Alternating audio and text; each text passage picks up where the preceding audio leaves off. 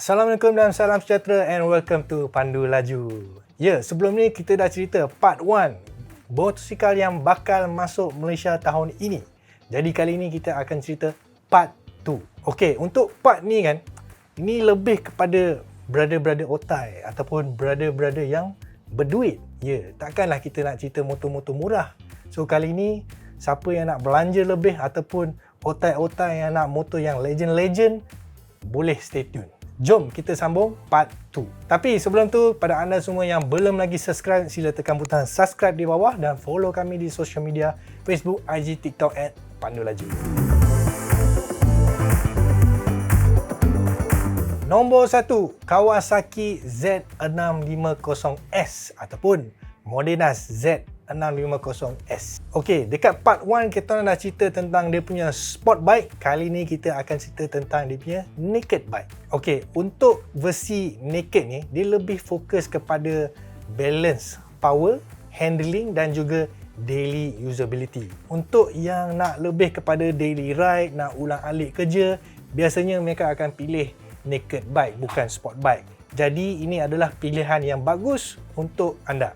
Dari segi spek pula, dia datang dengan 649cc liquid cool 4-stroke parallel twin. Dari segi kuasa pula, dia datang dengan 67 horsepower dan 64 Nm torque. Yang ini juga datang dengan 6-speed transmission, slipper clutch dan juga traction control. Dia juga datang dengan quick shifter dan juga TFT meter. Dari segi harga pula kan, anggaran dia lah sekitar 38 hingga 40 ribu. Bagi saya untuk 600cc harga bawah 40 ribu agak perbalai dan boleh kata ikut market price lah. Yang ini pula kan, dia dijangka masuk quarter 2 ataupun quarter 3 tahun ini. Jadi korang rasa berbaloi atau tidak dengan design baru ini? Harga bawah 40 ribu. Yang kedua, Benelli TNT 550.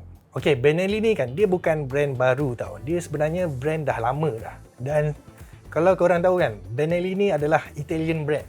Nama pun Benelli. Yes. Tetapi dia orang dah di bought over oleh brand daripada China. Dia sekarang under QJ Motor tau. Tapi kan kalau kita tengok motor ni kan, bagi saya design dia agak cantik. Not bad lah, not bad dia punya design. Dia ada nampak macam motor MT, Yamaha MT pun ada. Tak nampak macam Ducati pun ada sikit. Yes, dari segi design bagi saya nampak cantik. Dari segi spek pula kan, yang ini datang dengan 554cc parallel twin. Dari segi kuasa pula 56 horsepower dan 54 Nm torque. Dan apa lagi yang diorang bagi? Yes, diorang bagi dual mode riding, traction control yang boleh on dan off. Dia orang juga bagi ABS dual channel, 5 inci TFT dan juga Bluetooth and Wi-Fi connection. Canggih. Spek lain yang dia orang bagi, of course dia orang bagi upside down fork, naked bike upside down fork. Memang ngam lah. Untuk braking system pula, katanya dia orang datang dengan dual disc dekat bahagian depan. Dan of course datang dengan ABS dual channel lah. Dan apa yang saya dapat tahu kan, braking system ni datang sekali dengan Brembo.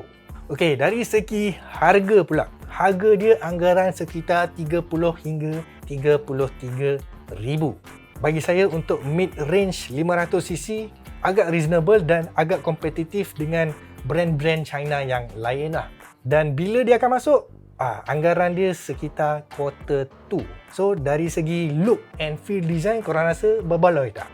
Yang ketiga, Arik Gobi 250. Yes, dalam list still ada skuter dan yang ini daripada Arik. Yes, untuk Gobi 250 ni, dia adalah more kepada adventure design.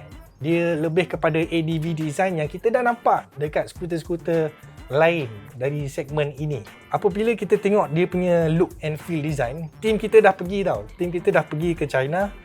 Diorang pun dah test dan juga tengok motor depan-depan. Dia betul-betul true adventure punya skuter. Bagi saya design ni very nice. Okey, dari segi spek pula, dia datang dengan 250cc single cylinder liquid cool.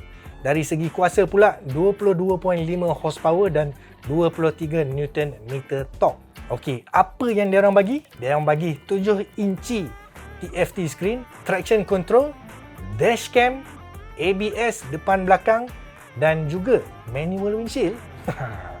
Kan yang ni tak datang dengan auto lah. Tapi still kita boleh adjust dia punya windshield lah. Kita boleh nampak kompetitor lain dah ada automatic. Yang ni masih manual. Harga dia bawah 20,000. 250cc bawah 20,000.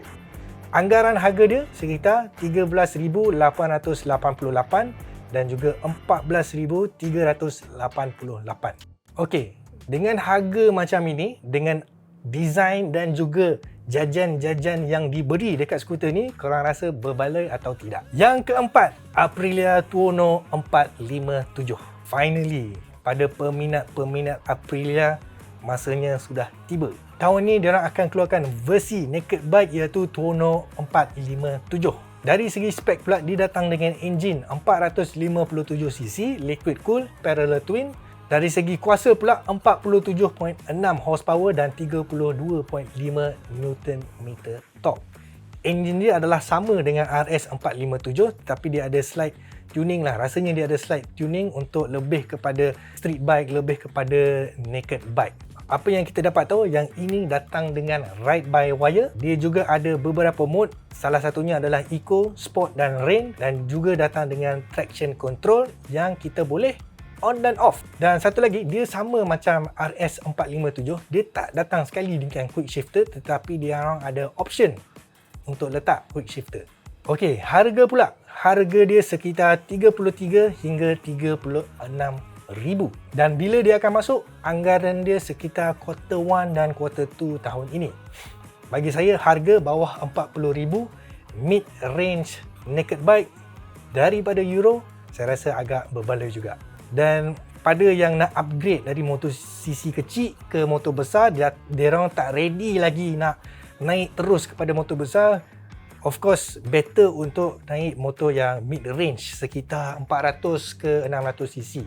Jadi ini adalah perfect motor untuk anda guna untuk belajar, especially kalau minat dengan naked bike. Yang kelima, Kawasaki KLE 500 ataupun Modenas KLE 500. Yes, finally ada KLE baru. Kita selalu dengar KLX je. KLE bila nak keluar? So tahun ni diorang akan keluarkan KLE 500 yang baru. So kita tahu Kawasaki ni dia memang famous untuk motor-motor adventure, dia famous untuk motor-motor off-road. Jadi untuk KLE ni kan, beza dia antara KLE dan KLX adalah dia punya, of course dia punya look and design.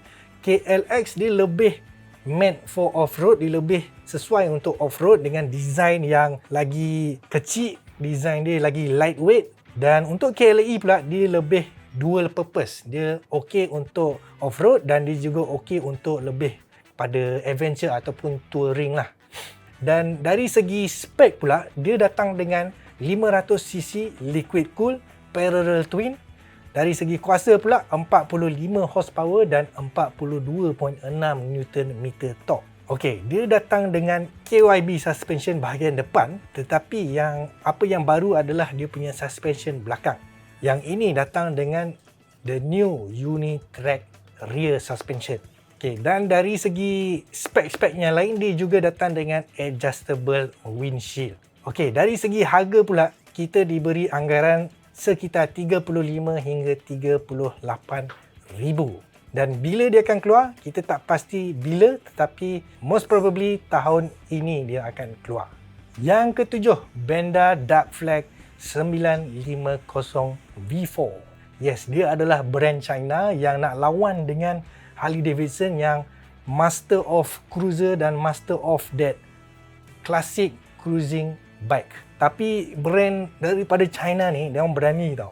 Dia orang berani keluarkan V-twin motor yang menyerupai Harley Davidson tetapi dengan harga yang bukan nak kata setengah harga, more than setengah harga Harley Davidson. So kali ni dia orang keluarkan cc yang lagi besar iaitu 900cc. Dari segi spek, motor ni datang dengan 948cc V4. Kuasa dia pula 108 horsepower dan juga 85 Nm torque. Jangan main-main tau, motor ni agak berkuasa juga. Dan kalau kita cerita tentang V4 engine ni, antara motor-motor lain yang guna V4 engine. Contohnya Ducati Panigale V4, Aprilia RS V4. Ni adalah contoh-contoh motor yang guna enjin macam ini tau. Dan kalau kita tengok design enjin dia, dia adalah V-twin tetapi dia ada cabang-cabang yang lain. So dia bukan hanya 2 silinder tapi ada 4 silinder tau. Dari segi look kan, kalau kita tengok motor ni kan, dia memang sangat menyerupai Harley Davidson Nightster. Okey, harga dia pula, anggaran yang kita dapat sekitar 70 hingga 80 ribu. Yes, kalau kita nak bandingkan dengan model-model Benda yang lain, yang ini paling mahal. Tetapi boleh justify sebab dia punya enjin cc paling besar dan juga apa yang diberikan dari segi teknologi dan look and feel agak berbaloi dengan harga ini. Anggaran dia akan masuk akhir tahun iaitu quarter 4. Bila exactly kita tak tahu tapi yang pasti dia akan masuk tahun ini. Jadi korang rasa berbaloi tak beli motor rupa macam Harley Davidson tetapi dari China? Yang ke-8, Honda CB1000F. Honda CB adalah segmen Honda yang klasik tetapi motor yang legend tau. Jadi kali ni diorang akan keluarkan CB1000F. Bagi saya, kalau kita tengok design dia memang cantik, memang evergreen.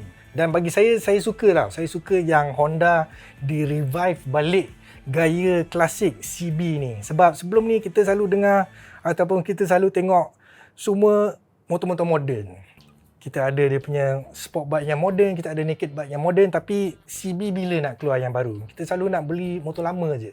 Tapi sekarang dia dah keluarkan dengan CB baru, bagi saya especially untuk otai-otai yang dah menanti-nantikan CB yang baru, this is the chance. Okey, dari segi spek pula, yang ini datang dengan 1000cc 4 inline, 4 cylinder, yes. Dari segi kuasa pula, dia datang dengan 122 horsepower dan 103 Nm torque. Dia datang dengan Showa upside down fork pada bahagian depan dan suspension belakang pula dia guna sistem Honda Pro Link dengan monoshock Showa. Apa yang moden datang ni, dia datang dengan TFT meter 5 inci. So dia tak adalah datang dengan analog system, dia datang dengan digital system. Dan apa yang menarik, dia juga datang dengan Honda Road Sync Bluetooth. So kalau kita nak connect dengan smartphone, memang boleh. So itu yang saya cakap, classic look tetapi ada modern element. Okey, harga dia pula. Harga dia, anggaran dia sekitar 75,000 hingga 80,000. Okay, bila dia akan masuk? Yang kita dengar sekitar quarter 2 tahun ini. So, harga bawah 80,000, 1000cc bagi saya sangat berbaloi, dan kepada otai-otai ataupun orang macam saya yang muda tetapi suka klasik punya design, ini adalah satu motor yang kita boleh tengok. Yang ke-9, Honda CB1000 GT. Tadi kita dah cerita CB klasik punya design. Sekarang pula kita cerita tentang sports tourer. Okey, untuk motor ni kan, dia adalah touring bike yang berasaskan daripada CB1000 dan CB1000 GT. So yang ni kan, dia diperkenalkan dekat EICMA sekitar tahun lepas, yang dia nak tunjukkan yang ini adalah motor sports yang lebih fokus kepada keselesaan dan juga modern teknologi. Dari segi spek pula, dia datang dengan enjin 1000cc inline 4, kuasa pula 147.6 horsepower dan 102 Nm torque. Dia datang dengan 6-speed gearbox, dan dari segi fairing dia juga datang dengan throttle by wire, dan dia datang sekali dengan jajan-jajan seperti 5 inci TFT meter, assist and slipper clutch, quick shifter pun dia datang secara standard, dan of course ABS depan dan belakang. Suspension dia guna suspension daripada Showa yang dipanggilkan sebagai Showa EERA ataupun Showa ERA. So yang suspension ni dia lebih kepada suspension yang kita boleh adjust mengikut kesesuaian kita, dan dia lebih sesuai untuk long distance. So ini adalah klaim yang Honda buat. Suspension dia sangat bagus. Harga dia sekitar 85,000 hingga 90,000, dan dia akan keluar sekitar quarter 3 tahun ini. Okay, so pada yang suka motor adventure, selalu ride pergi Thailand, every weekend, setiap weekend Thailand je. Buat apa selalu pergi Thailand? Bolehlah pergi Vietnam, bolehlah pergi ke China. Belilah motor baru Honda ini. Yang terakhir, BMW CE04. Yes, skuter ni sebenarnya Abang Gan dah review. Kalau korang tengok video kita dekat YouTube, dia dah review ni, dan skuter ni dilabel sebagai skuter orang kaya ataupun permainan orang kaya. Ya, sebab motor ni gila mahal, tapi range dia tak sampai 200 km pun. So, yang ini dijangkakan akan keluar tahun ini, mungkin akhir tahun. Tetapi apa yang beza tentang skuter ni dengan skuter tahun lepas adalah sedikitlah, dia adalah facelift daripada yang tahun lepas. Dan sebenarnya skuter ni agak fun sebab dia adalah electronic skuter, dia adalah fully EV. Dan kita dah nampak dah skuter ni, beberapa buah skuter ni kita dah nampak dekat atas jalan raya. Kita tengok, laju, nampak futuristik, memang cantik. Tetapi bagi saya tu range dia tak jauh lah, dapat sehingga 120 km saja. Dia punya range agak-agak lebih kurang macam tu. Dan dari segi spek pula, yang motor ni datang dengan motor elektrik 42 horsepower, 0 to 50 2.6 saat saja, dan top speed dia sekitar 120 km sejam. Kalau depan traffic light, memang ini adalah winner lah. Memang winner, tak boleh fight dengan motor lain. Depan traffic light, memang first. Dan range dia up to 130 km sahaja full charge. Yes, range dia tak banyak. Kalau kita nak compare dengan kereta, memang tak boleh compare lah. Kereta pun paling kecil pun 300, range 300, 200 macam itulah. So, harga dia sekitar 60 hingga 65 ribu. Berbaloi tak beli skuter elektronik 65 ribu.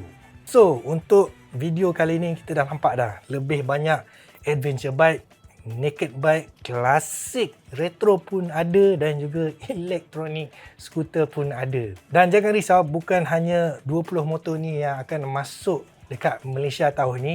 Ada lagi motor-motor lain yang bakal masuk tahun ini, belum lagi announce.